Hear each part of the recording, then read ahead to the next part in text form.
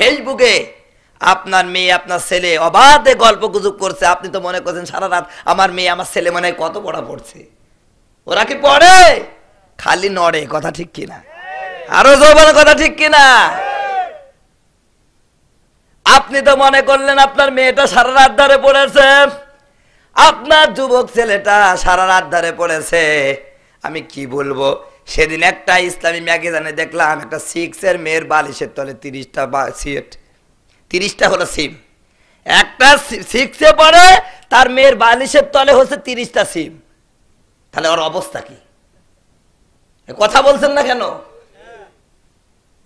একাই 100টা পুরুষকে ও একাই চালাচ্ছে।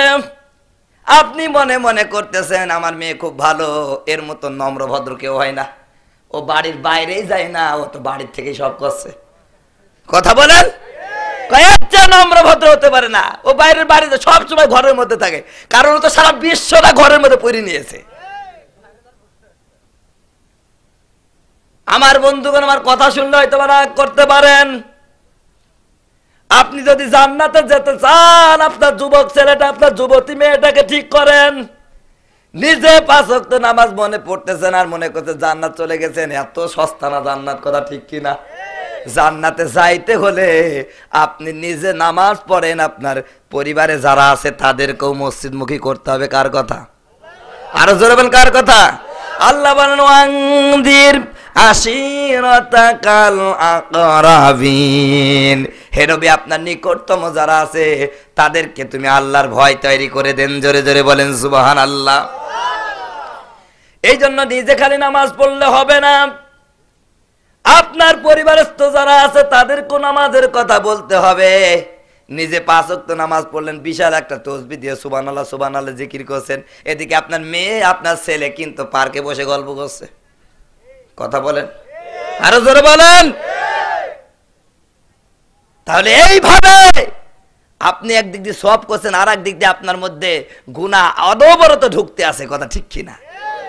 কিয়ামতের ময়দানে এক লোককে তোলা হবে, লোকটার আমলনামা তার সামনে উপস্থাপন করা হবে।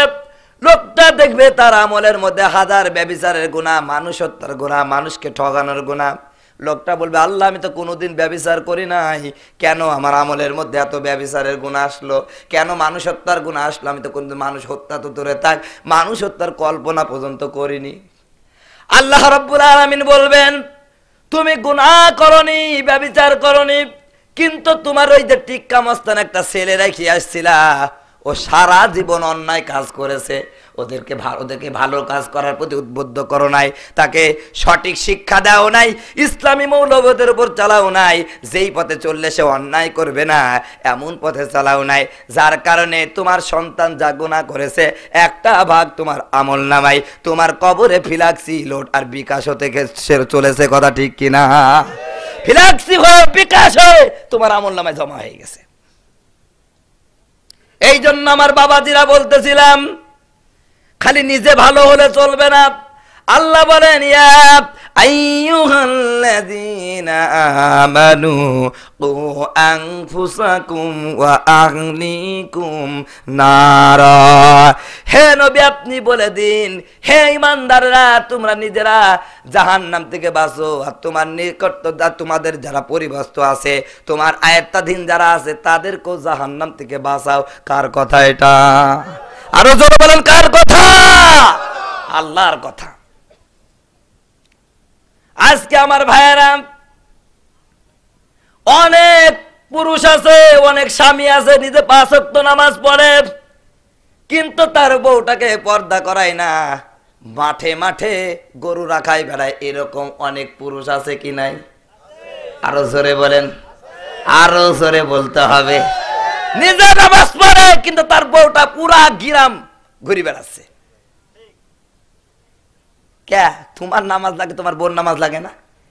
তোমার পর্দা লাগে, তোমার বোন পর্দা লাগে না? তুমি একা একা জান্নাতে যাবা? ও হবে না। স্ত্রী বলবো আল্লাহ ওইটা আগে দাও, আমার কাছে দাও, ওর পা দ্বারা ময়লা, তারপর আমি জাহান্নামে যাবো। স্ত্রী ছাড়বে না। ওই মেয়েটা এসেছে আপনার বাড়ির কাজ করার জন্য, আর ওরে দিয়েছেন মাঠের কাজ করতে। কেমন স্বামী আপনি হলেন? আপনার স্ত্রীকে আপনি নিজে খাদ দিতে পারবেন না, বাড়ির কাজ করলেই আপনার সম্পূর্ণ হবে না, আপনার কাজ সমাপ্ত হবে না। আপনাকে বউ দিয়ে মাঠে কাজ করাতে হবে। বি করতে বলছে কি আপনাকে? কথা বলেন। আপনি আপনার বউকে বাড়ির মধ্যে রাখতে পারবেন না, ঘরের মধ্যে রাখতে পারবেন না, তা আপনি বি করতে গেলেন কেন? আপনার বি করার তো দরকার ছিল না। কথা ঠিক কিনা? আরো জোরে বলেন কথা ঠিক কিনা? আমার কথা রাগ করছেন? সমাজে এই যে অবস্থা চলতেছে, আজ আমরা স্বামীরা হয়েছি সবচাইতে বড় বেকুব। তোমার বাড়ির সব কিছুর দাম আছে, তোমার বাড়ির একটা দুলের দাম আছে, তোমার বউর দাম নাই আছে? তাহলে মোটরসাইকেলের পিছনে ঘোরানি পারেন কে? আপনার বাড়ির একটা দুলের দাম আছে, ওই দুলটা আপনি ভালো করে কাপড় দিয়ে জড়ায়ে এরপর একটা কৌটায় রেখে ওই কৌটা আবার একদম বাক্সের সবচেয়ে নিচে রাখা হয়, অথচ আপনার বউটা সব জায়গায় ঘুরে বেড়াচ্ছে। একটা দুলের দাম আছে আপনার বাড়ির, কিন্তু আপনার বউটার দাম নাই। অনেক পুরুষ আছে বউ তো একটু সুন্দর হয়, ওর ভাব দেখে কে গাড়ির পিছনে এমন করে নিয়ে যাবে, এমন কাপড় পরাবে, ওর পেটটা পিঠটা বুকটা সব দেখা যাচ্ছে। যদি বলা যায় ব্যাপার কি এরকম করে দেখা যায়, কয় আমি একা দেখবো, এলাকার লোকের হক নাই, আমি একা দেখবো কে? আবার অনেকে বলে যদি সমবয়সী কাউকে দেখা হয়, বলে দেখছি কি একটা নিয়েছি, তুই তো জীবনে কিছুই পাইলি না। এইরকম ভাবে আমার ভাইয়েরা অপমান করতে থাকে সমবয়স্ক বন্ধুদেরকে। আমার বাবাজিরা, আল্লাহ নবী বিশ্ব নবী বলেছেন, একটা মেয়ে যদি বেপরদা হয় 4 জন পুরুষকে জাহান্নামে নিয়ে যাবে। জোরে বলেন কয়জন? আরো জোরে বলতে হবে। একটা মেয়ে যদি বেপরদায় চলে, আল্লাহর নবী বিশ্ব নবী বলেন 4 জন পুরুষকে জাহান্নামে নিয়ে যাবে। 1 নাম্বার হলো মেয়ে বাপ্তা বয়স্কা হয়ে গেছে, সাবালিকা হয়েছে। এই মেয়েটাকে যদি বাপ তার পর্দায় ঠিক মতন না রাখে, তাকে পর্দায় যদি না রাখে, তাকে ইসলামী মৌলবোধের মতো ইসলামী আইন অনুযায়ী তাকে যদি পরিচালনা না করে, এই অবস্থায় যদি মেয়েটা মারা যায়, আল্লাহর নবী বিশ্ব নবী বলেন এই মেয়েটা তার বাপকে জাহান্নামে নিয়ে যাবে। কথা ঠিক কিনা? আমি কি আমার কথা বললাম ভাই? কে বলছেন? আল্লাহ নবী বলতেছেন প্রাপ্তা হয়ে গেছে তোমার মেয়ে, তার পর্দা রাখো। তুমি বাপ যদি তোমার মেয়েকে পর্দায় না রাখতে পারো, তার জন্য পর্দার পরিবেশ তৈরি না করতে পারো, আল্লাহর নবী বিশ্ব নবী বলেন অবশ্যই এই মেয়েটার কারণে তার পিতাকে জাহান্নামে যাওয়া লাগবে। কথা ঠিক কিনা? মেয়েরা তো কথা বলছেন কেন? ওয়াজ কি পছন্দ হচ্ছে না আপনাদের? জিকির করেন লা ইলাহা, আরো জোরে লা ইলাহা, লা ইলাহা ইল্লাল্লাহু মুহাম্মাদুর রাসূলুল্লাহ। আমার বাবাজিরা, আল্লাহ নবী বিশ্ব নবী বলেন এই মেয়েটা যখন বিবাহ বন্ধনে আবদ্ধ হয়ে গেল, এই মেয়েটার পর্দার দায়িত্ব হলো তার স্বামী। স্বামী যদি তার স্ত্রীকে পর্দায় না রাখে, কিয়ামতের ময়দানে এই স্ত্রীটা যদি বেপর্দা অবস্থায় মারা যায়, আমার বাবাজিরা বিশ্ব নবী বলেন ওই স্ত্রী স্বামীকে জাহান্নামে নিয়ে যাবে। কথা ঠিক কিনা? আল্লাহ নবী আরো বলেন মেয়েটা প্রাপ্তবয়স্ক হয়ে গেছে, বাবা মারা গেছে, এখনো বিবাহ বন্ধনে আবদ্ধ হয় নাই। এই মেয়েটা যতদিন পর্যন্ত বিবাহ বন্ধনে আবদ্ধ না হচ্ছে, ততদিন পর্যন্ত এই মেয়েটার সকল দায় দায়িত্ব হলো তার বড় ভাইয়ের। বড় ভাই তার বোনকে পর্দায় রাখবে। কোন বোনকে যদি তার বড় ভাই পর্দায় না রাখে, নবীজি বলেন বেপর্দা অবস্থায় যদি মেয়েটা মারা যায়, আল্লাহর নবী বিশ্ব নবী বলেন অবশ্যই এই মেয়েটার কারণে তার ভাইকেও জাহান্নামে যাওয়া। আর 4 নাম্বার হলো মেয়েটার স্বামী মারা গেছে, এই মুহূর্তে এই মেয়েটাকে পর্দায় রাখার দায়িত্ব হলো তার শ্বশুরের। শ্বশুর যদি তার বৌমাকে, তার বেটার বউকে পর্দায় না রাখে, বিশ্ব নবী বলেন ওই শ্বশুরকেও মেয়েটা জাহান্নামে নিয়ে যাবে। কথা ঠিক কিনা? এখন যদি আপনি মনে করেন খালি নামাজ পড়লেই হবে, আপনি কিন্তু বুকার স্বর্গে বাস করতেছেন। আল্লাহ নামাজ যেমন ফরজ করেছেন মেয়েদের জন্য, পর্দার বিধান তেমনই ফরজ করে দিয়েছেন। কথা ঠিক কিনা? আজকে ইফতিজিং হয়, মেয়েরা ইফটিজিং শিকার হয়, কোনো মেয়ে আমার ভাইয়েরা, কোনো যুবক কোনো মেয়েকে ইফটিজিং করে না। আজ মেয়েরা তাদের পোশাকের কারণে ইফটিজিং এর শিকার হচ্ছে, কথা ঠিক কিনা? আমার বন্ধুগণ উদাহরণ দিলে বুঝবেন। শুটকি মাছ আপনি এখানে রেখে দিয়েছেন, বিড়াল মামাকে ওয়াজ করছেন, বিড়াল রে খবরদার এ শুটকি মাছ খবরদার খাবেনি। আপনি শুটকি মাছ ঢাকেন নাই, খোলা রেখে দিয়েছেন, আর বলতেছেন বিড়াল মামা খবরদার তুই যদি শুটকি খাস তোর ঠ্যাং ভাঙ্গি চুর করে দিব। এরপর আপনি এই ওয়াজ করে ছেড়ে দিয়ে বিড়ালের সামনে খোলা শুটকি মাছ রেখে দিয়ে চলে গেলেন। বিড়াল বাবাজি কি এই ওয়াজ মনে রাখবে ভাই? আরো জোরে বলেন, মনে রাখবে? কারণ যখন খোলা দেখবে একটু সঙ্গী হলো, একটু ঘ্রাণ নিল নিবে, কথা ঠিক কিনা? আজকে আমি আমার মেয়েটা, আমার স্ত্রীটা, আমার বোনকে রাস্তায় আমি বেপরদায় ছেড়ে দিয়েছি, আর যুবকদের ওয়াজ করছে। যুবক দেখলেই কিন্তু ইফটিজিংয়ের মামলা দিছে 14 বছর। মেয়েরা পড়ে, আগে পড়তো 3 পিস, এখন পড়েছে 2 পিস, কথা ঠিক কিনা? বুকে কোনো ওড়না নাই, ওড়না যদিও থাকে ও ওড়না বুকে নাই, গলায়। যে আল্লাহ বললেন ওয়ালিয়াদরিবনা বিখুমুরিহিন্না লা যুইবিহিন্না, প্রত্যেকটা ভয়প্রাপ্ত নারী যেন তাদের বুকের উপর ওড়না রাখে। আমাদের মেয়েরা আজকে বুকের উপর রাখে না, রাখে গেল গলায়, কথা ঠিক কিনা? আর গলায় রাখছে কেন? কারণ সারাদিন Star Jalsha, Zee Bangla, Star Plus, Star Gold এইগুলো দেখে, আর এইগুলোর মধ্যে যে নায়িকারা যেইভাবে বোরকা পরে ওরা ওইভাবে প্র্যাকটিস করছে, কথা ঠিক কিনা? আল্লাহ গজব দিয়া দিয়েছে। এখন শোনা যায় যেখান সেখানে মেয়েরা ফাঁস লেগে মরে গেছে, কথা ঠিক কিনা?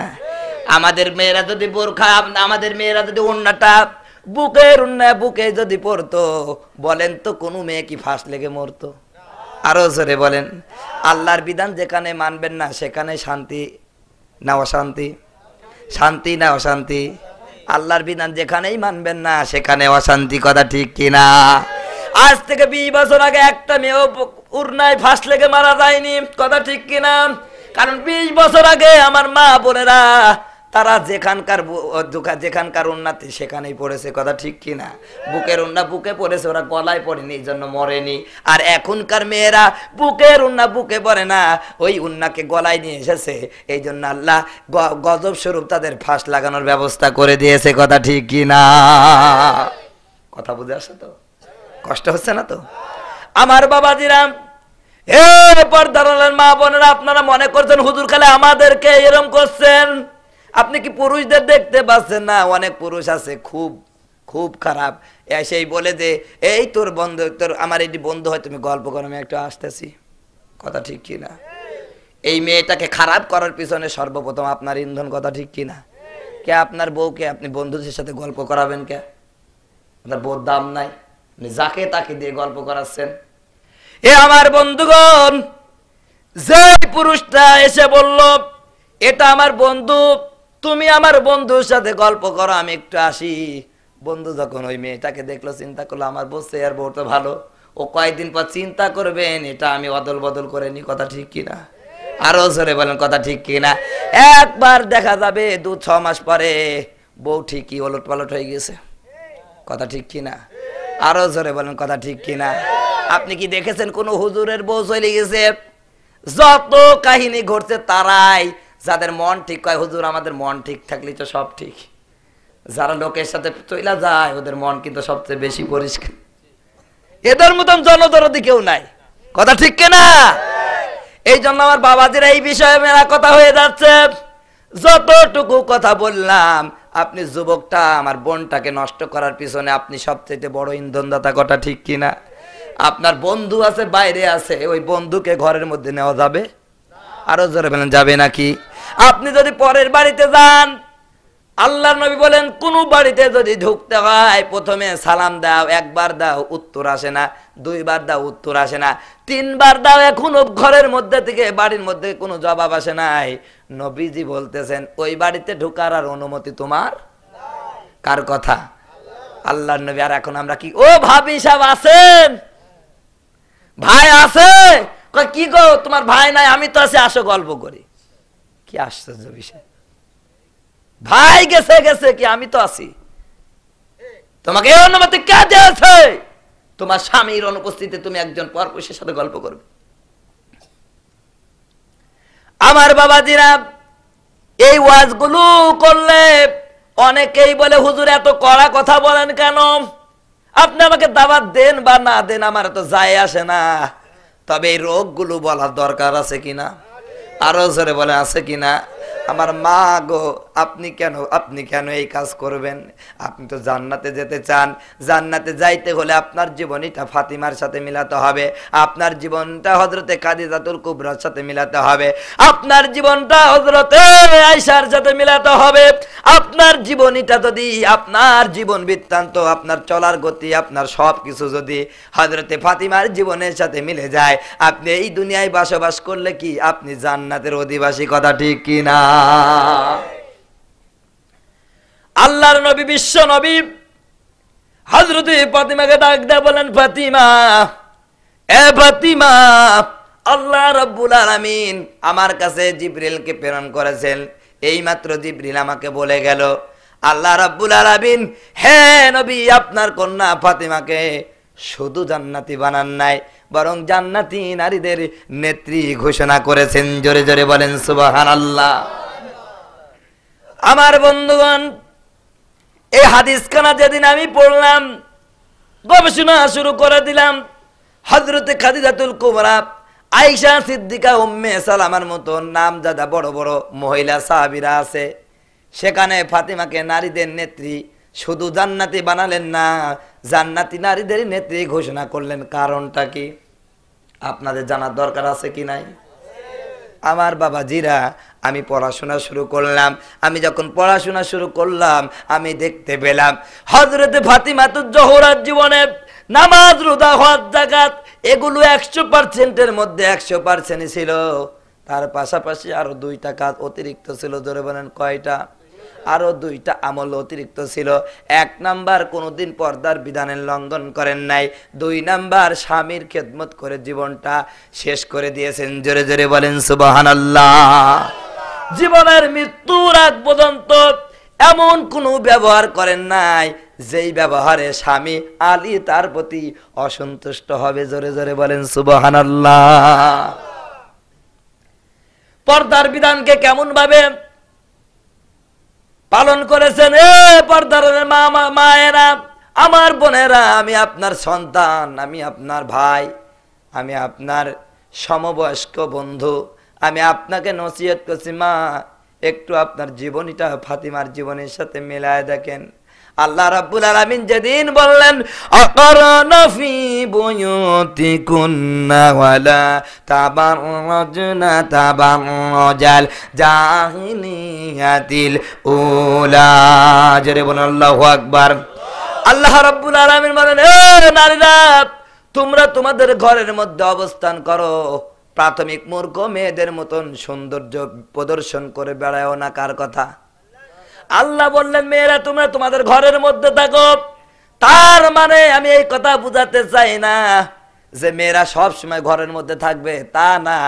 ঘরের মধ্যে মেয়েটা থাকলে যেমন পরের বাইরের মানুষ দেখতে পায় না, ঠিক বাইরে বেরোলে ওই পরিবেশ নিয়ে যাও যাতে পর পুরুষের নজর তোমার উপর না পড়ে। কথা ঠিক কিনা? কথা মনে হয় বুঝাতে পারি নাই। আল্লাহ পাক বলছেন ঘরের মধ্যে থাকো, তার মানে এই ঘরের মধ্যে একটা মেয়ে আছে, আপনি এখন তো এরকম তাকান, দেখতে পাবেন? জোরে বলেন, দেখতে পাবেন?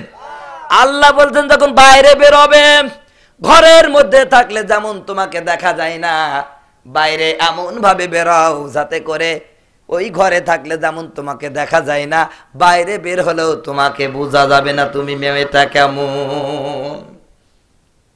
আজকে আমার দেশের মেয়েরা আল্লাহর এই কথাটা মানতে পারলো না। তারা কবি নজরুলের সাথে সুর মেলালো, বললো থাকবো না কেউ বদ্ধ করে, দেখবো এবার জগৎটাকে কেমন করে ঘুরছে মানুষ, যুগ যুগান্তর ঘূর্ণি পাকে। জোরে জোরে বলেন নাউজুবিল্লাহ।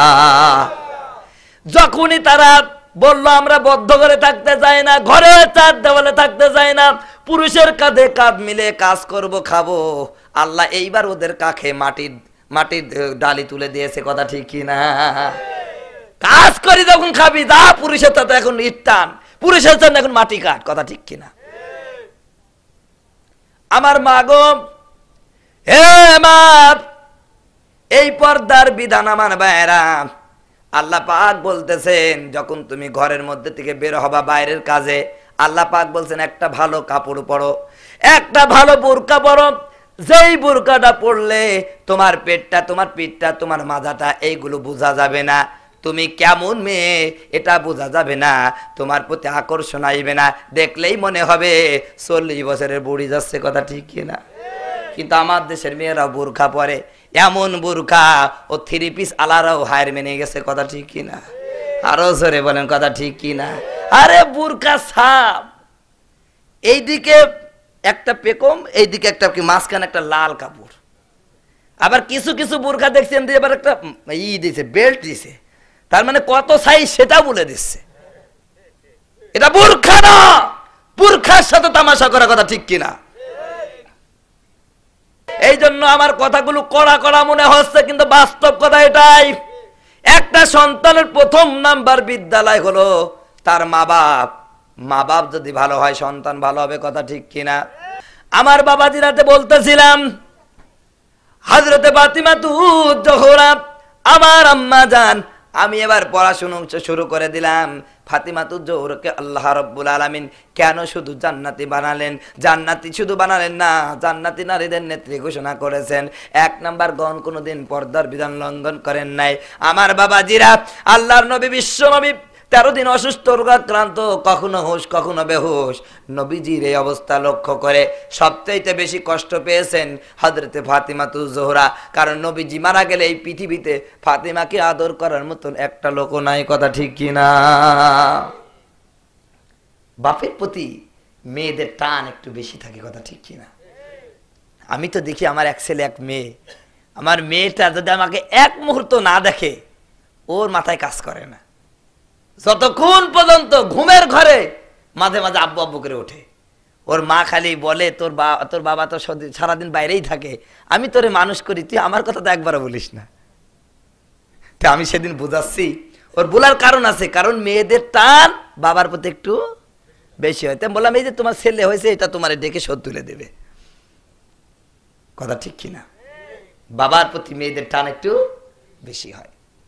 হযরতে ফাতিমাতুজ জোহরা তিনি তো একজন মেয়ে, আর রাসূলুল্লাহ হচ্ছে তার বাবা। আমার আপনার মতন সলিমদ্দি কলিমদ্দি তার বাবা না। কেডা? বিশ্বনবী তার বাবা। চারটিখানে কথা। আল্লাহর নবী বিশ্বনবী অসুস্থ, হযরতে ফাতিমাতুজ জোহরা তো চোখের পানি ছেড়ে দিয়ে কান্দে। নবীজি দূর থেকে লক্ষ্য করছেন ফাতিমা খুব কাঁদতেছেন। নবীজি ফাতিমাকে ইশারায় ডাকলেন, ফাতিমা আমার কাছে একটু আসো। আল্লাহর নবী, বিশ্ব নবীর কলিজার টুকরা ফাতিমা, বিশ্ব নবীর কাছে গেলে আল্লাহর নবী বিশ্ব নবী ফাতিমাকে ডাক দিয়ে বলেন, ফাতিমা তুমি বড় কষ্ট পেয়ে গেছো, তোমার কানটা আমার মুখের কাছে তুলে ধরো। হযরতে ফাতিমাতুজ জোহরা বিশ্ব নবীর মুখের কাছে কানটা দিয়ে দিলেন। নবীজি বললেন, ফাতিমা চিন্তা করো না, আমার মৃত্যুর পরে সর্বপ্রথম তোমার সাথে আমার সাক্ষাৎ হয়ে যাবে, তুমি কোনো চিন্তা করো না। আমার বাবাজিরা, হযরতে ফাতিমাতুজ জোহরার কান্না বন্ধ হয়ে গেল। দূর থেকে আম্মা জান আয়েশা লক্ষ্য করে ফাতিমা এখন কান্দে না আগের মতন, তিনি অস্থিরতা আর দেখাচ্ছেন না। আম্মা জান আয়েশা রাদিয়াল্লাহু তাআলা আনহা ফাতিমাতুজ জোহরাকে ডাক দেয়া বলেন, ফাতিমা একটু আগে তোমাকে খুব করে কাঁদতে দেখেছি, হঠাৎ করে তোমার কান্না বন্ধ হয়ে গেল, কারণটা কি? তোমার বাবা তোমার কানে কানে কি বলল? হযরতে ফাতিমাতুজ জোহরা বলে, আম্মা জান, আম্মা জান, আমার আব্বা বলেছেন আমার আব্বার মৃত্যুর পরে সর্বপ্রথম আমার বাবার সাথে আমার সাক্ষাৎ হয়ে যাবে। জোরে জোরে বলেন সুবহানাল্লাহ। তার মানে আম্মা জান আয়েশা, আমার বাবার পরে আমি আর এই দুনিয়ায় বেশি দিন থাকবো না, অচিরেই মদিনাওয়ালার সাথে দেখা হয়ে যাবে। আমার বাবাজিরা, আল্লাহর নবী বিশ্ব নবীর ওফাতের মাত্র 6 মাস পরেই হযরতে ফাতিমাতুজ জোহরা নিজেকে অসুস্থতা অনুভব করলেন। তিনি বুঝতে পারলেন এই অসুখ আর ভালো হওয়ার অসুখ না, হয়তোবা এবারই আমার বাবা আমাকে ডাক দিয়ে দিবে। জোরে জোরে বলেন সুবহানাল্লাহ। বড় সন্তান হাসানকে ডাক দেবেন, হাসান রে যা, তোর বাবা আলী কোন জায়গায় আছে একটু ডেকে আন, সে সাক্ষাৎ একটু করে নি। শেষ মোলাকাত করেনি, আমার শরীরের অবস্থা ভালো না। হযরতে হাসান দৌড়ে চলে গেলেন, পিতা আলী রাদিয়াল্লাহু তাআলা আনহুকে ডাক দিলেন, বললেন আম্মা জান আপনাকে খুব তাড়াতাড়ি ডেকে পাঠিয়েছেন আব্বা জান। হযরতে আলী খুব তড়িঘড়ি করে চলে আসলেন, আলীকে ডেকে সালাম দিলেন আর বললেন প্রাণের স্বামী, দীর্ঘদিন যাবৎ তোমার সাথে ঘর সংসার করেছি, আল্লাহর হস্তে যদি কোনো ব্যবহারে আমি ফাতিমার থেকে কষ্ট পেয়ে থেকো আল্লাহর হস্তে মাফ করে দিও, কিয়ামতের ময়দানে অপরাধী মেয়েদের কাতারে আমার দাওয়াত করায়ও না। জোরে জোরে বলেন সুবহানাল্লাহ। হযরত আলী দু চোখের পানি ছেড়ে দেওয়ার কান্দে বলেন ফাতিমা, ফাতিমা তোমার কোনো ব্যবহারে আমি কষ্ট পাই নাই, যদিও কোনো কমে কোনো কথায় যদি সামান্য কষ্ট পেয়ে থাকি, আমি আলী আমার মন থেকে তোমার সমস্ত অপরাধগুলো মাফ করে দিলাম। জোরে জোরে বলেন সুবহানাল্লাহ। হযরতে ফাতিমা জোহরাকে এই কথা বলে হযরতে আলী ফাতিমাকে জড়ায় ধরে বললেন ফাতিমা, ফাতিমা স্ত্রী হিসাবে তোমার প্রতি আমার অনেক দায়িত্ব ছিল, অনেক হক ছিল, কিন্তু অভাবের সংসারে সব দায়িত্ব আমি পালন করতে পারি নাই। প্রাণের স্ত্রী ফাতিমা, আমি স্বামীকে কিয়ামতের ময়দানে আসামি স্বামীদের কাঠ করাই দাঁড় করাই ও না। জোরে জোরে বলেন সুবহানাল্লাহ। স্বামী স্ত্রীর মধ্যে যদি পরস্পরকে ক্ষমা করে দেওয়ার মনোমানসিকতা থাকে, আল্লাহর কসম করে বলি ওই সংসারে কোনোদিন অশান্তি থাকতে পারে না। কথা ঠিক কিনা? আজকে আমরা তুচ্ছ ঘটনায় তুচ্ছ কারণে স্ত্রী পিটায়। কথা ঠিক কিনা? এইখানে কারা কারা স্ত্রীকে পিটান একটু হাত তুলে দেখান তো দেখি।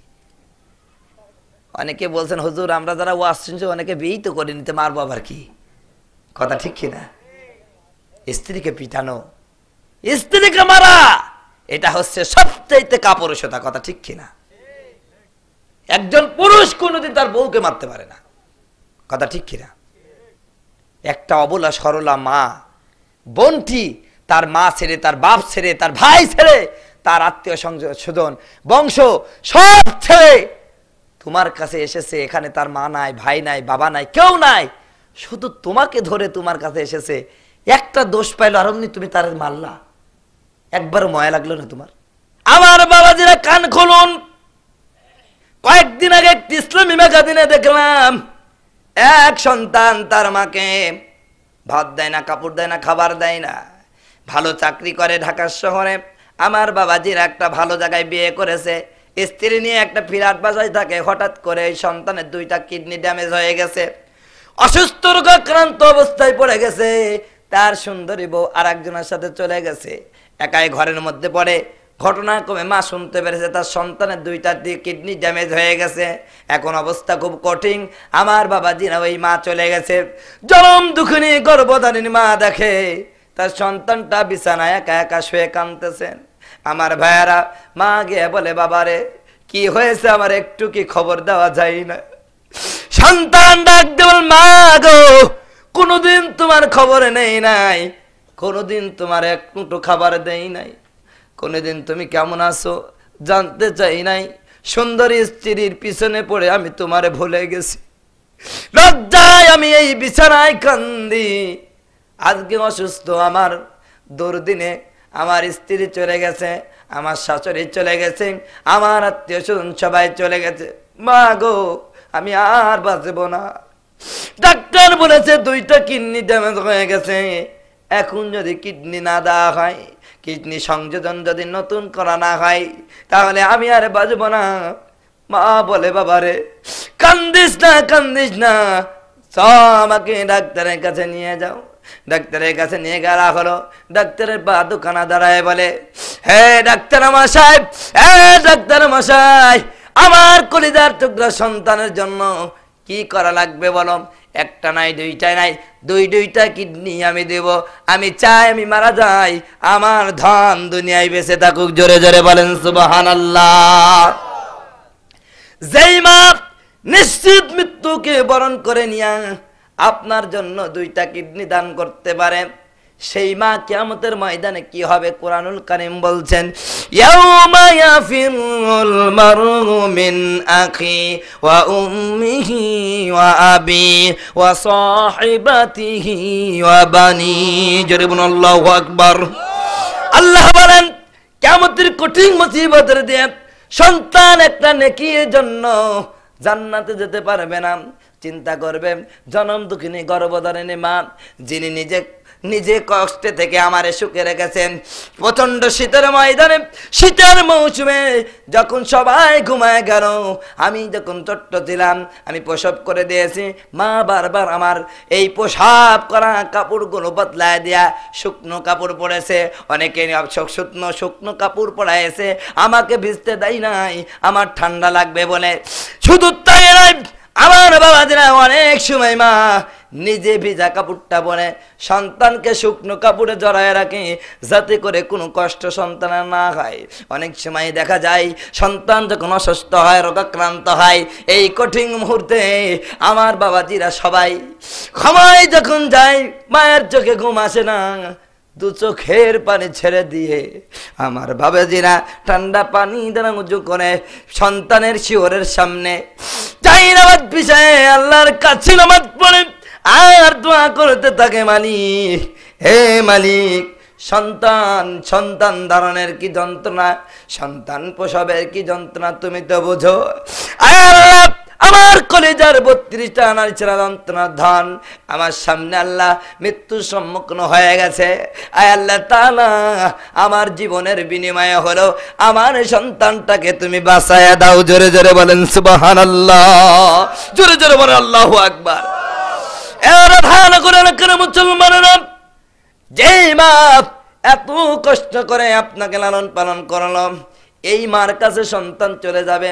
আমার মা তো আমাকে এত কষ্ট করে লালন পালন করেছে, আজকে বুঝি একটা নেকির জন্য জান্নাতে যেতে পারছি না, আমার মা আমাকে একটা নেকি দ্বারা সাহায্য করবে। মার কাছে চলে যাবে, মা গো, এত কষ্ট করে আমাকে লালন পালন করেছিলে, এত কষ্ট করে আমাকে বড় করেছিলে, আজকে একটা নেকির কারণে জান্নাতে যেতে পারছি না। মা, তোমার আমলনামা থেকে একটা নেকি দাও, যেই নেকিটার মাধ্যমে আমি জান্নাতে চলে যাব। মা ডাক দিয়ে বলবে, দূর হ, দূর হ, দুনিয়ায় আমি কোনো পুরুষের সংস্পর্শে যাই নাই, কোনো পুরুষের সান্নিধ্যে যাই নাই, কোনো পুরুষের সাথে আমি মিলামেশা করি নাই, কোনো পুরুষ আমি দেখি নাই, কোনো পুরুষের সাথে আমার পরিচয় ছিল না, তাহলে আমি কেমনে সন্তান পেলাম? জোরে জোরে বলেন নাউজুবিল্লাহ। যেখানে মা ভুলে যাবে, সন্তানের পরিচয় দিবে না, এবার সন্তান চলে যাবে বাবার কাছে, চিন্তা করবে, বাবা বড় কষ্ট করে আমারে বড় করেছে, আমার ভাই দরিদ্র বাবা সারাদিন কাজ করে 200 টাকা 100 টাকা মজুরি পেয়েছে, আমাদের জন্য চাউল ডাউল কিনেছে। সবাই যখন চাউল ডাউল কেনার পরে মিষ্টির দোকানে যখন যায়, অনেক মানুষকে দেখেছে মিষ্টি কিনে খেতে, আমার বাবার মনেও চেয়েছে, বাজার করার পরে 5 টাকা বেচেছে, 10 টাকা বেচেছে, একবার চিন্তা করেছে একটু মিষ্টি কিনে খাই, আবার চিন্তা করেছে এই 5 টাকা যদি বেঁচে থাকে আমার নয়নুল পুতুলি, আমার সন্তানের একটা কলম কিনা হবে, একটা খাতা কিনা হবে, এই সমস্ত ভেবে আমার সন্তান আর সন্তানের ভবিষ্যৎ কামনা করে। যোদ্ধ পিতা আমার কলম খাতা আমাকে মানুষের মতন মানুষ বানানোর জন্য কোনোদিন একটু ভালো কোনো কিছু খান নাই, একটু মিষ্টান্ন দ্রব্য কিনে খান নাই। আজকের কিয়ামতের ময়দানে একটা নেকির জন্য জান্নাতে যেতে পারছি না রে বাবা। হ্যাঁ বাবা, একটা নেকির জন্য জান্নাতে যেতে পারছি না বাবা গো, তুমি আমার একটা নেকির দ্বারা সাহায্য করো। বাবা বলবে, দূর হ, দূর হ, আমি কোনোদিন কোনো মেয়ের কাছে যাই নাই, কোনো মহিলার কাছে যাই নাই, আমার কোনো বিয়ে হয় নাই, আমি সন্তান পেলাম কই? জোরে জোরে বলেন নাউজুবিল্লাহ। এখন আপনাদেরকে বোঝাই বাবা, ও বাবা, যেই সন্তান, যেই কলিজার টুকরা ধন সন্তানকে যেই বাপ মা ভুলে যাবে, এই বাপ মা যদি সন্তানকে ভুলে যায়, কেমনে আপনার পীর আপনারে রক্ষা করবে? কথা কি বুঝে আসে? আরো জোরে বলেন, বুঝে আসে কি না? আমার আম্মা জান আপনাদেরকে বলতেছিলাম, স্ত্রী যদি অবাধ্য হয়ে যায়, ও আমার বাবারা আপনাদেরকে বোঝাতে চাচ্ছিলাম, স্ত্রী যদি আপনার কথা না শুনে সর্বপ্রথম স্ত্রীকে বোঝান, ও স্ত্রী তুমি কিন্তু আমার অবাধ্য যদি চলো, আমার কথা মতন না চলো, আমি যা চাই সেটা যদি না করো, আমার কথা মতন যদি তুমি ইসলামের বিধানগুলো না পালন, পর্দা যদি না করো, আমার সাথে যদি তর্ক করো, আমার কথার উপরে যদি কথা বলো, আল্লাহ তোমাকে এই শাস্তি দিবে। এরকম কথা বলে প্রথমে বোঝাতে হবে। বোঝানোর পরে যদি স্ত্রী না শুনে, আল্লাহ পাক বলতেছেন এবার তার কাছে বিছানা আলাদা করে দাও। কয় তোমার কাছে তোমাকে এত করে বুঝালাম, ও আমার স্ত্রী তুমি তাও আমার কথা শুনলে না, যাও তোমার মতন বোর কাছে, তোমার মতন স্ত্রীর কাছে আমি আর ঘুমাবই না। এ কথা বলার পরে স্ত্রীর কাছে ঘুমানো বাদ দিবেন। 1 সপ্তাহ চলে যাবে, 10 দিন চলে যাবে, এখনো স্ত্রী ভালো হয় নাই, এখনো সে আগের মতোই আছে, এখনো যেই সেই আছে। আল্লাহ পাক বলতেছেন বিছানা যদি আলাদা করার পরও স্ত্রী ভালো না হয়, এবার আল্লাহ ডাক দেয়া বলেছেন অদ্রিবুহুন্না, এবার তাদেরকে মারো। মারা কয় নাম্বারে? আরো জোরে বলেন। কিন্তু আমরা কি 3 নাম্বারে মারি ভাই? একটু দোষ পেলেই শুধু সাথে সাথে নাংলের লড়ি 2-3টে ভাঙে যায়। কথা ঠিক কিনা? অনেক পুরুষ আছে মারতে মারতে এই স্ত্রী থেকে মাইরেই ফেলে। কথা ঠিক কিনা? আপনি ইসলামের হুকুম মানেন নাই। আল্লাহ পাক প্রথমে বুঝাতে বলেছেন, তারপরে বিছানা পৃথক করতে বলেছেন, তারপরে যদি স্ত্রী না কথা শুনে, এবার আল্লাহ পাক বলছেন তারে পিটাও। পিটানোর ক্ষেত্রে বিশ্ব নবী বলতেছেন এমন জোরে মারা যাবে না তার শরীরে দাগ পড়ে যায়, গালে মারা যাবে না, চেহারায় মারা যাবে না, এমন ভাবে মারতে হবে যাতে করে সে সংশোধন হয়ে যায়।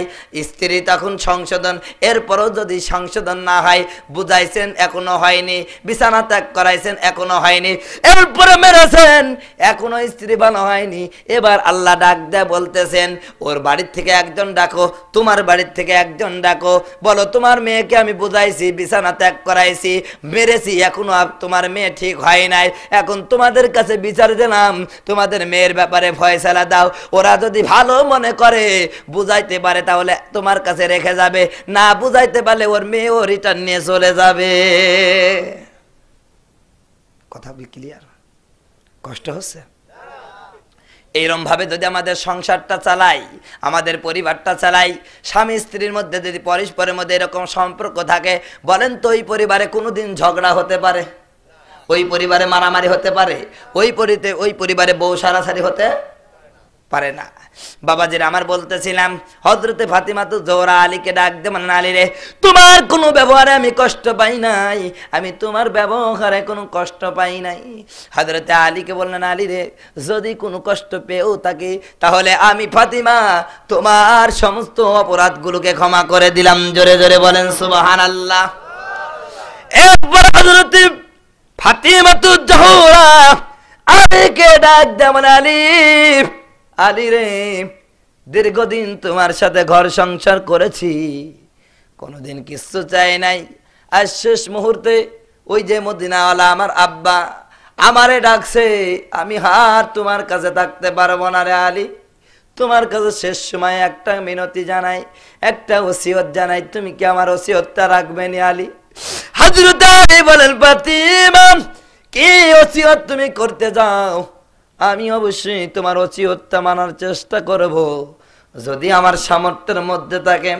হযরতে আলী যখন এই কথা বললেন, ফাতিমা তো জোহরা আমার বাবাজিরা আঙ্গুলটা আমার বাবাজিরা এইভাবে আলীর মুখের উপরে রাখলেন আর বললেন আলী রে আমি তোমার সামর্থ্যের বাইরে কোনোই ওসিয়ত করব না, আমার একটাই ওসিয়ত, আমি যদি মারা যাই আমার এই মরার খবরটা, আমার মারা যাওয়ার খবরটা মক্কা মদিনার অলিতে গলিতে প্রচার করা যাবে না। জোরে জোরে বলেন সুবহানাল্লাহ। আমাদের এলাকার সলিমদ্দির বউ যদি মারা যায়, কলিমদ্দির বউ যদি মারা যায়, 9 গ্রামে মাইকং হয় অমুক সলিমদ্দিন নেতার বউ মারা গেছে। কথা ঠিক কিনা? ওর জানাজা হবে 500 জায়গায়। আমার বাবাজিরা অথচ যখন বেঁচে ছিল সলিমদ্দির বউর কোনোদিন মাথায় কাপড় ছিল না, কোনোদিন পেটে কাপড় ছিল না, ওর পেট পিট যুবকরা দেখে দেখে ওর পিছনে গেছে কে এইরকম জিনিসকেই ভোট দেওয়ার দরকার। কথা বলছে না কেন? অনেক মানুষ আছে, রাগ করবেন না, আমি দলীয় কোনো বক্তব্য দিচ্ছি না, আমি খালি আমাদের চরিত্রগুলোর কথা আপনাদের ওয়াজের মাধ্যমে আমি ফুটায় তুলতেছি। অনেক লোক আছে এত খারাপের খারাপ, বউ যদি একটু সুন্দরী হয়, মেয়ে যদি একটু সুন্দরী হয়, আরো অশ্লীল ভঙ্গিতে সাজায় গুজায় নেওয়া যায়, যাতে যুবকগুলো আমার ক্যানভাসার করে। কথা বলছেন না কেন? নেতার নেতা, দুনিয়ার একটা মেম্বার হওয়ার জন্য, চেয়ারম্যান হওয়ার জন্য, মন্ত্রী হওয়ার জন্য, এমপি হওয়ার জন্য তোমার এই সবচেয়ে দামি জিনিসটা, তোমার বউটার রাস্তায় ছেড়ে দিলা, তোমার যুবতী মেয়েটাকে অশ্লীল ভঙ্গিতে রাস্তায় ছেড়ে দিলা, বাড়িতে বাড়িতে ভোট চাওয়ার উপকরণ তৈরি করে দিলা। কিয়ামতের ময়দানে এই স্ত্রী, এই মেয়েটা তোমার বিরুদ্ধে মামলা করবে আল্লাহর দরবারে। কথা ঠিক কিনা? আল্লাহ রাব্বুল আলামিন এই মেয়েটাকে, এই স্ত্রীটাকে যখন জাহান্নামে দিবে, আল্লাহকে ডাক দিয়ে বলবে, আল্লাহ রব্বানা আরিনাল লাযাইনা আদাল্লানা মিনাল জিন্নি ওয়াল ইনস।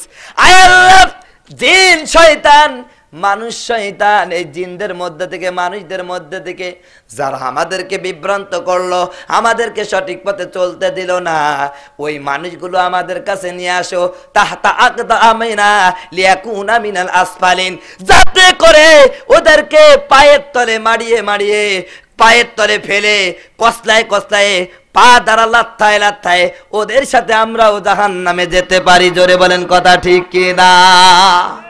অনেকে বলতে পারেন হুজুর বানায় কথা বলছেন, পবিত্র কুরআনুল কারীমের হামিম সেজদার 29 নম্বর আয়াত, এটি আপনারা বের করে মিলাই নেবেন, কথা ঠিক আছে কিনা আমার বাবাজিরা।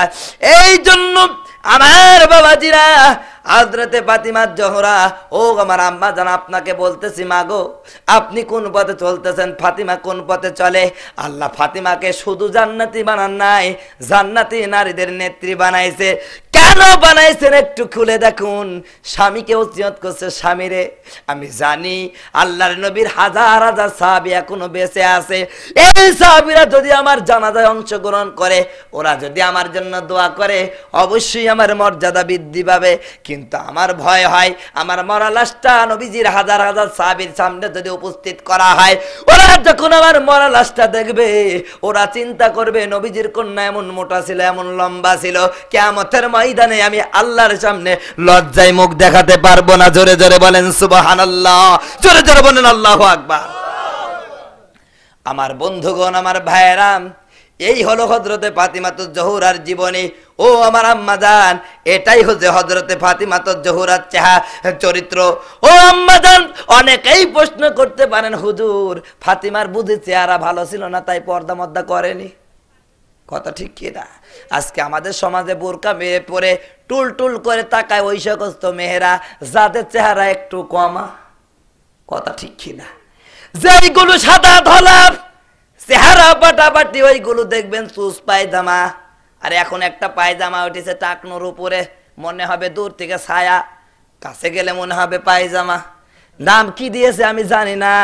আল্লাহ পাক বলছে মেয়েরা টাকনুর নিচে পায়জামা পরবে আর পুরুষরা টাকনুর উপরে পড়বে। এখন পুরুষরা টাকনুর নিচে পড়ছে আর মেয়েরা টাকনুর উপরে। কথা ঠিক কিনা? জামানা পাল্টে গেছে। কথা ঠিক। মানে যেটা করার দরকার মেয়েদের ওটা করছে পুরুষ, আর যেটা করার দরকার পুরুষের ওটা করছে মেয়েরা। কথা ঠিক কিনা? তবে বর্তমান যুবকরা দাড়ি রাখছে, এখন কি জন্য জানি না, হয়তোবা কোনো নায়ক নায়িকা মনে হয় দাড়ি রাখিয়েছে। কথা ঠিক কিনা? কারণ এরা তো রসুলের সুন্নাত হিসাবে দাড়ি রাখে না। কথা ঠিক কিনা? কয়েকদিন আগে বাবরির একটা বিশাল প্রচলন চললো, চিন্তা করলাম কিরের যুবকরা এত করে হঠাৎ করে রসুলের সুন্নাত বাবরি পাইল কতি। পরে দেখতেছি এক পোস্টারে শাহরুখ খানের মাথায় এই বাবরি চুল, আর একটা ছবিতে দেখলাম সালমান খানের মাথায় ছবি, হলো বাবরি চুল। আমি বলছি তাই তো বলি চাষি কানছে কোথায়, চাষার কবর কোন জায়গায়? এই হলো কথা। আমার বাবা দিলাম, হ্যাঁ যুবক ভাইয়েরা, হাসির খোরাকের জন্য কথাগুলো বলেন নাই, দাড়ি রাখতেছেন, আপনি একজন পুরুষ, আল্লাহ পুরুষকে দাড়ি দিয়েছেন, কোনো মেয়েকে দাড়ি দেন নাই, কথা ঠিক কিনা? আপনি যে পুরুষ এটা প্রমাণ হবে আপনার দাড়ি উঠলে, দাড়ি দেখলেই বুঝতে হবে আপনি পুরুষ, কথা ঠিক কিনা? আমার বাবাদের একটা কথা আমি বলবো, মাইন্ড করবেন না। কয়েকদিন আগে ফেসবুকে দেখলাম, এই যে আমাদের বাংলাদেশের একটা নায়ক শাহরুখ খান ভারতে ছবি করতে গেছে, এই শাহরুখ খান নায়ক শাকিব খানকে যদি মস্ত চাষে দাড়িটা চাষে, ও এত ফর্সা মেয়ে মানুষ লাগে, কথা ঠিক? আমি মানে ভাই ফেসবুকের কথা বলতেছি। শাহরুখ আমার ভাইয়েরা, এই শাকিব খান ভারতে যখন শ্রাবন্তীর সাথে ছবি করতে গেল, শ্রাবন্তী বলতে, তুমি যে আমার সাথে ছবি করবা, তোমাকে তো মেয়ে মেয়ে লাগছে, তাহলে তোমার সাথে ছবি করতে পারি, তুমি একটু দাঁড়িয়ে রাখবা, তাতে পুরুষ মনে হয়। আজকে সেই সমস্ত যুবকগুলো, দাড়ি তো আল্লাহ পাক ভালোই দিয়েছে, এই কাইটি এই চাইছি রাখছেন, ওরা মনে হয় একটু মনে মনে মেয়ে হওয়ার শখ আছে, কথা ঠিক কিনা? তাহলে আল্লাহ দিল দাড়ি, তুমি পুরুষ মানুষ। ওই যে সিংহ দেখেছেন না, কোন মেয়ে সিংহ দাড়ি দেখেছেন? যেগুলা সিংহী তাদের দাড়ি আছে। দাড়ি কাদের? যে সমস্ত সিংহর পুরুষ। তা আমরা তো সিংহ, আমাদের দাড়ি আমাদের সৌন্দর্য। তা আপনি দাড়িটা কাইটি মেয়ে সাজেছেন কেন? আপনার সুন্নত নিয়ে দিচ্ছে মেয়ে, লজ্জা লাগছে না? মেয়েরা টাকনুর উপরে পড়তেছে পায়জামা, আপনি পড়ছেন মেয়েদের চাইতে একদম টাকনুর নিচে পায়জামা। পায়জামা তো পরেন না, প্যান্ট পরেন, কথা ঠিক কিনা? এদিকে পাশার এদিকে অর্ধেক বাড়ায় যায়। সেদিন আমি নামাজ পড়তে গেছি, হঠাৎ দেখতেছি আমার সামনে, কি বলছি সরি, মোটরসাইকেল ছাড়তে গেছি, তো মোটরসাইকেলে মেকার আমার ওই এরকম করে ছাড়ছে। তা আমি বললাম যে ভাই তুই আমার মোটরসাইকেল ছাড়া লাগবে, তোর আগে জান্নাত ঠিক কর, তুই মোটরসাইকেল ছাড়ার দরকার নাই, তুই আগে তো জান্নাত ঠিক কর, তারপরে কয় হুজুর এটা স্টাইল, আমাদের তোর পাশা সব বাড়া যাচ্ছে আর এটা স্টাইল। কোন জ্বালায় বললাম ন্যাংটা হয়ে যাচ্ছে, এটা বলে স্টাইল। কষ্ট পাচ্ছেন কথা? এই বাস্তব ওয়াজগুলো করার দরকার তো। আম্মাজান, আপনাদেরকে বলতেছিলাম, হযরতে আলীকে ডাক দিয়ে বলেন, আলী রে, আমার জানাজার কথাটা এইভাবে যদি হাজার হাজার সাহাবীর সামনে আমারে উপস্থাপন করা হয়, ওরা যখন দেখবে, ওরা বলবে নবীজির কন্যা এমন মোটা ছিল, এমন লম্বা ছিল, আল্লাহর সামনে কিয়ামতের ময়দানে লজ্জায় মুখ দেখাতে পারবো না। আমি বলতেছিলাম আম্মাজানরা মনে করছেন ফাতিমার চেহারা মনে হয় কম ছিল, না রে বোন না, ও আমার মা তা না। এই পৃথিবীতে আল্লাহ কিয়ামত পর্যন্ত বিশ্ব সুন্দরী হিসাবে 4 জন মেয়েকে পাঠাইছেন, তার মধ্যে 1 নাম্বার হযরতে হাওয়া আলাইহিস সালাম, 2 নাম্বার ফেরাউনের স্ত্রী আসিয়া, 3 নাম্বার হযরতে খাদিজাতুল কুবরা। মনে করতে পারেন কেমনে? এই পৃথিবী আমার বাংলাদেশে একটা মেয়ে যদি একবার বিয়ে হয়, দ্বিতীয়বার বিয়ে দিতে গেলে বাবার খবর হয়ে যায়, কথা ঠিক কিনা? হযরতে খাদিজাতুল কুবরা এত সুন্দরী ছিলেন, পরপর 2টা স্বামী মারা গেল, 2টা স্বামীরই সন্তান ছিল, বয়সটা প্রায় 40 ধর। এরপরেও খাদিজা এত সুন্দরী ছিলেন, এত সুন্দরী ছিলেন। তদানীন্তন সময়ে আল্লাহর নবী ছাড়া 2000 মানুষ তাকে বিয়ের প্রস্তাব দিয়েছে। কয় হাজার? আমি গল্প বলছি, বোঝার চেষ্টা করেন। একটা মেয়ের বয়স 40 বছর, 2টা স্বামী চলে গেছে, 2টা স্বামীর থেকে আবার সন্তানও হয়েছে। সেই মেয়েটাকে বিয়ে করার জন্য 2000 পুরুষ প্রস্তাব করা, সেই জামানায় যেখানে মানুষ মাত্র 1 থেকে 1.5 লাখ, সেই জামানায় একটা মেয়েকে 2000 মানুষ বিয়ের প্রস্তাব দিলে কত সুন্দরী হলে এরকম প্রস্তাব দেয়, কথা বুঝাতে পারলাম? আচ্ছা, সেই বিশ্ব সুন্দরীর মেয়ে আবার কে? হযরতে ফাতিমা জোহরা। আল্লাহ পাক বলছেন 4র্থ নাম্বার বিশ্ব সুন্দরী, শুধু 2 বছরের ঐশ্বরিয়ার মতন 5 বছরের জন্য না, কিয়ামত পর্যন্ত বিশ্ব সুন্দরী হযরতে ফাতিমা জোহরা। মা সুন্দরী, বিশ্ব সুন্দরী। বাপ কেমন সুন্দর? আল্লাহর নবী বলেন, হযরতে মা আয়েশা বলেন, ইউসুফ আলাইহিস সালামকে দেখে ওই ইউসুফ আলাইহিস সালামের মেয়েরা, যুগের মেয়েরা তাদের ইউসুফ আলাইহিস সালামকে দেখে হাত কাটি ফেলছিল। কি কাটি ফেলছিল? আর ওরা যদি আমার নবীকে দেখতো কলিজা কাটি ফেলতো, তা বুঝতো না। জোরে বলেন সুবহানাল্লাহ। ইউসুফ আলাইহিস সালামকে দেখে মেয়েরা পাগল হয়েছে, আর নবীকে দেখে স্বয়ং পুরুষরা পাগল হয়ে গেছে। জোরে বলেন সুবহানাল্লাহ। উহুদের যুদ্ধে বিশ্ব নবীর ঢাল নাই, সাহাবীরা বলছেন হুজুর আপনি একবার উঠবেন না, আমি আপনার সামনে ঢাল। ধরে বলেন সুবহানাল্লাহ। একটা মানুষ কত সুন্দর হলে, কত চরিত্র ভালো হলে, কত মধুর হলে একটা মানুষের জন্য জীবন দেয়, কথা ঠিক কিনা? বাপ এত সুন্দর, মা এত সুন্দর, তার মেয়েটা কি অসুন্দর হবে? আরো জোরে বলেন। হযরত আম্মা জান আয়েশা বলেন আজকে আমার আম্মা জানরা স্বামীর প্রশংসা করেন না। আম্মা জান আয়েশা দেখেন স্বামীর প্রশংসা কেমন করতেছেন। ও মদিনাবাসী, তোমাদের একটা সূর্য আছে, আমারও একটা সূর্য আসে। আমার সূর্য উঠে আসার পরে আমার ঘরে, আর মানুষের সূর্য উঠে সকালে পূর্ব দিকে ফজরের সময়। জোরে বলেন কথা ঠিক কিনা? একদিন আল্লাহর নবী বিশ্ব নবী পূর্ণিমার রাত্রি হযরত গরমের সময় নবীজি খালি গায়ে বসা আছেন। হযরত জাবের রাদিয়াল্লাহু তাআলা আনহু একবার পূর্ণিমার চাঁদের দিকে তাকান, আর একবার নবীজির চেহারার দিকে তাকান। নবীজি লক্ষ্য করলেন বারবার যাবে তার চেহারাকে, তার চোখটাকে পরিবর্তন করছে। একবার চাঁদের দিকে তাকাচ্ছে, একবার বিশ্বনবীর দিকে তাকাচ্ছে। আল্লাহর নবী বিশ্বনবী বললেন জাবের ব্যাপার কি, তোমার মধ্যে কি ধারণা জন্ম নিল? আমার বাবাজিরা হযরতে জাবের বলেন ইয়া রাসূলুল্লাহ, আপনার চেহারা দেখার পরে যখন ওই চাঁদের দিকে, পূর্ণিমার চাঁদটার দিকে তাকাচ্ছি, পূর্ণিমার চাঁদটা লজ্জায় পর্দার আড়ালে চলে যাচ্ছে। জোরে জোরে বলেন সুবহানাল্লাহ, জোরে জোরে বলেন আল্লাহু আকবার। আমার বন্ধুগণ, আমার বাবাজিরা, হযরতে ফাতিমাতুজ জোহরা সেই পিতার মেয়ে, তার চেহারা কমানা ভালো? কেমন ভালো? শুধু ভালো? Good better best, good better সবচাইতে সুন্দরী, কিন্তু আল্লাহর ভয়ে কোনোদিন পর্দার বিধান লঙ্ঘন, আল্লাহর ভয়ে কোনোদিন পর্দার বিধান লঙ্ঘন করেননি। কথা বোঝাতে পারলাম? এটা হলো এক নাম্বার গুণ, যার কারণে আল্লাহ ফাতিমাতুজ জোহরাকে শুধু জান্নাতি বানান নাই, জান্নাতি নারীদের নেত্রী বানিয়েছেন। কথা ঠিক কিনা? আর একটা কথা বলেই, আর একটা ছোট্ট ঘটনা বলে বিদায় নেব, কষ্ট হবে নাকি? আমার বাবাজিরাম, হযরতে ফাতিমাতুজ জোহরা নামাজ রোজা হজ যাকাত করার পরেও আরো দুইটা গুণ অতিরিক্ত ছিল। এক নাম্বার পর্দার বিধান কোনোদিন লঙ্ঘন করেন নাই। দুই নাম্বার বিধান হলো স্বামীকে কোনোদিন কষ্ট দেন নাই। যতটুকু সম্ভব স্বামীর খেদমত করেছেন, স্বামীকে খুশি করেছেন। আমার বাবাজিরা, একদিন হযরত আলী রাদিয়াল্লাহু তাআলা আনহুর পরপর 3 দিন কোনো কাজ হলো না, বাড়িতে কোনো খাবার নাই। ক্ষুধার যন্ত্রণায় হাসান কান্দে, হোসাইন কান্দে, ফাতিমার পেটেও ক্ষুধা খাবার নাই। ক্ষুধার যন্ত্রণা সইতে না পারে হযরতে ফাতিমাতুজ জোহরা, আমার বাবাজির আম্মা জান খাদিজাতুল কুবরা যখন মারা যাওয়ার পূর্বে ফাতিমাতুজ জোহরাকে হযরতে খাদিজাতুল কুবরা একটা ওড়না উপহার দিয়েছিলেন।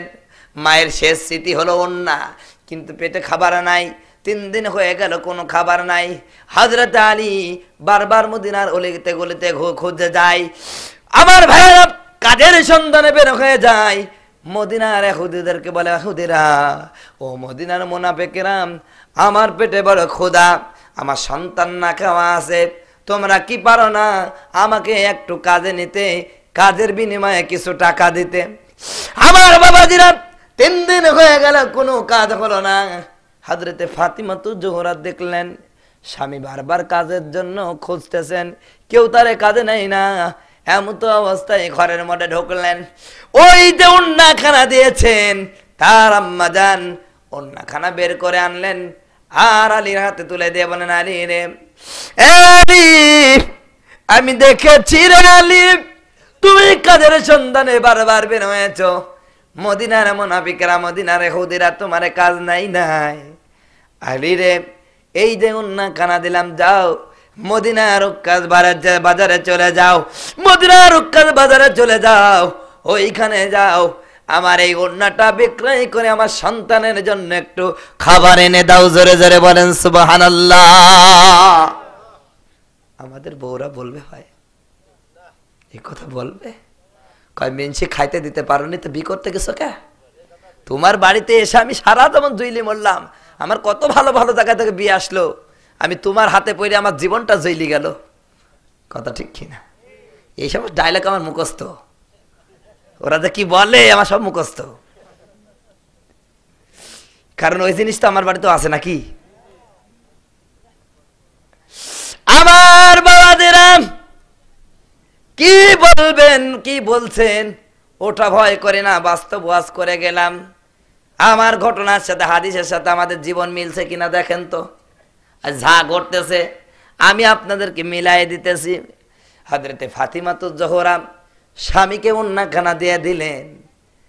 কোন স্বামী আছে যতই স্ত্রী কোনো কিছু দেখ, যারা সত্যিকারের স্বামী সত্যিকারের পুরুষ, স্ত্রীর কোনো অনুদান সহজে কি নাই? আরো জোরে বলেন। হযরত আলীও তো একজন মানুষ, তিনিও তো একজন আদর্শ স্বামী। দু চোখের পারে ছেড়ে দিয়ে কান্দার বলে, আল্লাহ গো, হে মালিক, আমার স্ত্রী সবচেয়ে প্রিয়, আমার আম্মা জান খাদিজাতুল কুবরা শেষ চিঠি বিজড়িত ওন্নাখানা আজকের অভাব অনটনের সংসারে এটাও বিক্রয় হয়ে যাচ্ছে। কাঁদতেছেন। হযরতে ফাতিমাতুজ জোহরা বলতে, প্রাণের স্বামী আপনি কাঁদবেন না, আল্লাহ যদি বাঁচায় রাখে আর আমাদের বাড়িতে যদি আল্লাহ বরকত দান করে, হতে পারে এর চেয়ে ভালো ওন্না আমার নসিবে হয়ে যাবে। জোরে জোরে বলেন সুবহানাল্লাহ। স্বামীও দিনদার, স্ত্রীও দিনদার, জোরে বলেন সুবহানাল্লাহ। কি সুন্দর বুঝ দিচ্ছে। হে স্বামী, আপনি চিন্তা করবেন না, আজকে আমাদের অভাব, একদিন হতে পারে এই ওন্না চেয়ে ভালো কিছু আমাদের হতে পারে। বউ যদি বিয়ে করতে যাও, যে সমস্ত যুবকেরা এরম মেয়ে দেখো, খালি ধলা দেখে ভুলে দেও না, আজকে ধলা কিন্তু অধিকাংশ ময়দা মাখা, আর মুখ হলো 1 কেজি 2 কেজি ময়দা মাখা। হযরতে ফাতিমাতুজ জোহরা দুইটা গুণের কারণে আল্লাহ শুধু জান্নাতি বানান নাই, জান্নাতের নারীদের নেত্রী ঘোষণা করেছেন, নেত্রী হিসেবে নির্বাচন করেছেন। তার 2 নাম্বার গুণ কি ছিল? স্বামীর খেদমত। জোরে বলেন কিসের? আর জোরে বলেন। স্বামীর খেদমত ছিল। আল্লাহর নবী বিশ্ব নবীর কলিজার টুকরা ফাতিমা আলীকে ওন্নাখানা দেয়া বললেন, আলী টেনশন করো না, ওন্নাখানা নিয়ে যাও মদিনার উক্কাদ বাজারে, যাও মদিনার উক্কাদ বাজারে চলে যাও, এলান করে দাও, ওরে মদিনার উক্কাদ বাজারের লোকেরা, আল্লাহর নবীর কন্যা ফাতিমা একখানা ওন্না দিয়েছে, কে গো আসবে এই ওন্নাখানা কিনে নিবে। হযরতে আলী ওন্নাখানা নিয়ে চলে গেলেন, মদিনার উক্কাদ বাজারে চলে গেলেন। মদিনার উক্কাদ বাজারে গিয়ে বললেন, আরে মদিনার উক্কাদ বাজারের লোকেরা আসো আসো, আল্লাহর নবীর কন্যা হযরতে ফাতিমাতুজ জোহরা একখানা ওন্না পাঠিয়েছেন, কে গো আসো কিনবা, কে কিনবা গো। অনেক কেনাগুলোর ভিড় হয়ে গেল। এক পর্যায়ে ওন্নাটা 6 দিনামে বিক্রয় হয়ে গেল। হযরতে আলী ওন্নাখানা বিক্রয় করে দিলেন। বিক্রয় করে দেওয়ার পরে কিছু বাজার করার জন্য মুদির দোকানের দিকে রওনা হয়েছেন। হঠাৎ করে আল্লাহ পাকের পরীক্ষা শুরু হয়ে গেল। একজন ভিক্ষুক এসে বলল, আলী, আজ 4 দিন হলো আমার পেটে কোনো খাবার নাই, আমি বড় ক্ষুধার্ত রে। আলী রে, আল্লাহর রাস্তে যদি একটু সহযোগিতা করতে, আমি একটু খাবার পেলে আমার জানটা বাঁচত, আমার পরিবার বাঁচত। আমার সন্তানগুলো আজ 4 দিন কোনো কিছু খাই নাই। সন্তানগুলো চিৎকার করে কাঁদতেছে, রে আলী দে না একটু, আল্লাহর রাস্তে আমারে কিছু দে। জোরে বলেন সুবহানাল্লাহ। হযরত আলী চিন্তা করলেন, আমিও ক্ষুধার্ত, এই ভিক্ষুক আমি তো 3 দিন ক্ষুধার্ত, এই ভিক্ষুক হলো 4 দিন ক্ষুধার্ত। একজন মানুষ ক্ষুধার্ত মানুষই জানে ক্ষুধার যন্ত্রণা কাকে বলে, কথা ঠিক কিনা? এই জন্য তো আল্লাহ কোরআনুল কারীমের মধ্যে রোজাকে ফরজ করে দিয়েছেন, বলেছেন, ইয়া আইয়ুহাল্লাযীনা আমানু কুতিবা আলাইকুমুস সিয়াম কামা কুতিবা আলাল্লাযীনা মিন ক্বাবলিকুম লাআল্লাকুম তাত্তাকুন। জোরে বলুন আল্লাহু আকবার। আল্লাহ তাকে বলছেন, হ্যাঁ ইমানদাররা, তোমাদের পর রোজাকে ফরজ করা হলো। কেন করা হলো? যাতে করে ধনী মানুষগুলো বুঝতে পারে খোদার যন্ত্রণা কাকে বলে, কথা ঠিক কিনা? আমার বাবাজিরা, হযরতে আলী রাদিয়াল্লাহু তাআলা চিন্তা করলেন, আমি তো 3 দিন না খাওয়া, এই ভিক্ষুক 4 দিন না খাওয়া, কি করব? ওদিকে ফাতিমা কান্দে, হাসান কান্দে, হুসাইন কান্দে, খোদার যন্ত্রণায়। এক পর্যায়ে হযরতে আলীর কোরআনুল কারীমের একখানা আয়াতের কথা স্মরণ হয়ে গেল। আল্লাহ বলেন, মান জাব বিল হাসানাতি ফালাহু আশরু আমসালিহা। জোরে বলেন আল্লাহু আকবার। যে ব্যক্তি আল্লাহর জন্য 1টি টাকা দান করবে, আল্লাহ তাকে বিনিময়ে 10টি টাকা দান করবেন। জোরে বলেন সুবহানাল্লাহ। হযরতে আলী আল্লাহকে ডাক দিয়ে বলেন, মালিক রে, হে মালিক, তোমার আয়াত কানা মনে পড়ে, আমি তোমার সাথে ব্যবসা করব, তুমি কি রাজি আছো নি? জোরে বলেন সুবহানাল্লাহ। আল্লাহ ডাক দিয়ে বলেন, আলী দে, তুই ব্যবসা করে দেখ না একবার। হযরতে আলী 6টা দিরহামি ফকিরকে দিয়ে দিলেন। নিশ্চয় হাতে ফিরে আসতেছেন, আমার আল্লাহ জিবরিলকে ডাক দিয়ে বলেন, জিবরিল রে, এ জিবরিল, যা যা, আমার আলীর দানে আমি খুশি হয়ে গেছি, আমার আলীর দানে খুশি হয়ে গেছে, আমি আলীর সাথে ব্যবসা করতে যাই। যা, জান্নাত থেকে একটা উটনি নিয়ে যা, আমার আলীর কাছে বাকিতে বিক্রয় কর। জোরে বলেন সুবহানাল্লাহ। জোরে বলেন আল্লাহু আকবার। কষ্ট হচ্ছে ভাইরা? আর 10 মিনিটে শেষ করে দেবো ইনশাল্লাহ। না ভাই, 1 ঘন্টা হলে আমার কষ্ট হবে, আমি এই শেষ করবো, শেষ করে ইনশাল্লাহ। আর 1 ঘন্টা, 2 ঘন্টা হয়ে যাচ্ছে, আমি 2 ঘন্টার ওয়াজ করি না। আমার বন্ধুগণ, এবার আপনাদের কাছে বলতে চাই, হযরতে জিবরিল সাথে সাথে একখানা উটনি নিয়ে আমার ভাইয়ারা জান্নাত থেকে চলে আসলেন একজন সাধারণ বণিক বেশে। বণিক বুঝেন তো? ওই যে ব্যবসা করে, এদেরকে তো কি বলে? বণিক। একটা বণিক বেশে উটনি নিয়ে চলে আসলেন আলীর সামনে। এসে বলেন, আলী রে, এই মদিনার উক্কাস বাজারে আমি একজন নতুন ক্রেতা, নতুন বিক্রেতা, আমি এখানকার হালচাল বুঝি না, তুমি যেহেতু দয়া করে, তুমি যদি দয়া করে আমাকে একটু হেল্প করতে, আমার উটনিটা কিনে নিয়ে ওইখানে যদি তুমি বিক্রয় করতে, তাহলে বড়ই ভালো হতো। হযরতে আলী 2 চোখের পানি ছেড়ে দিয়ে ডাক দেয়া বলেন, বণিক রে, হ্যাঁ পরিচিত বণিক, আমি তো তোমারে চিনি না, তোমার পরিচয় জানি না, কিন্তু তুমি আমারে এই যে উটনিটা আমার কাছে বিক্রয় করতে যাচ্ছ, এই উটনি কিনার মতন সামর্থ্য আমি আলীর তো নাই। বণিক ডাক দেয়া বলেন, বলি রে, আলী, আমি তোমারে চিনি, আমার মনে বিশ্বাস জন্মেছে, তোমার চেহারা প্রমাণ করে তুমি কোনো ধোঁকাবাজ না, তুমি কোনো প্রতারক না। জোরে জোরে বলেন সুবহানাল্লাহ। আলী, টাকার প্রয়োজন নাই, আমি এখানে দাঁড়ায় রইলাম, যাও আমার উটনিটা বাকিতেই কিনে নিয়ে যাও। হযরত আলী বললেন, কত নিবে তোমার উটনি? হযরত আলীকে ডাক দেবেন, আলী তুমি নিজেই দাম বলো। হযরত আলী বললেন, আমি বলবো না, তুমি নিজেই বলো। বণিক বলল, আমার এই উটনিটা আমি বিক্রয় করবো 100 দিরহামে। জোরে বলেন, কয়শো দিরহামে? হযরত আলী রাজি হয়ে গেলেন, ঠিক আছে দাও। হযরত আলী উটনি কানা নিলেন, বিসমিল্লাহ বলে মদিনার উক্কাস বাজারের দিকে রওনা দিয়ে দিলেন। এবার আল্লাহ পাক ইসরাফিলকে ডাক দেয়া বলেন, মিকাইলকে ডাক দেয়া বলেন, মিকাইল যা যা যা, তাড়াতাড়ি মদিনার উক্কাস বাজারে চলে যা, আমার ওই উটনি জানো দুনিয়ার কোন সাধারণ মানুষ না কিনতে পারে। জোরে জোরে বলেন সুবহানাল্লাহ। হযরত মিকাইলের নেতৃত্বে 10 থেকে 12 জন ফেরেশতা মানুষের রূপ ধারণ করে চলে আসলেন। সরাসরি আলীর কাছে গিয়ে বলেন, আলী রে, তোমার উটনিটা বড়ই পছন্দ হয়েছে, তুমি বেচবে না? হযরত আলী বললেন, আমি তো বেচার জন্যই নিয়ে এসেছি। এবার আলীকে ডাক দেব না, আলী তোমার উটনি কত দাম নিবে? হযরত আলী বললেন, আমি দাম বলবো না, তোমরা নিজেরাই বলো। মিকাইল একটু আর কি করলেন, দুষ্টুমি করে বললেন 120 দিরহাম দেব। হযরত আলী বললেন, হে বণিক, তুমি আমার উটনি কিনতে এসেছো? কয়, হ্যাঁ এসেছি। তুমি যে দাম বলেছো আমার অঙ্ক মিলেনি। জোরে বলেন সুবহানাল্লাহ। 1 টাকায় কয় টাকা দিবে আল্লাহ? উনি কয় টাকা দান করছে?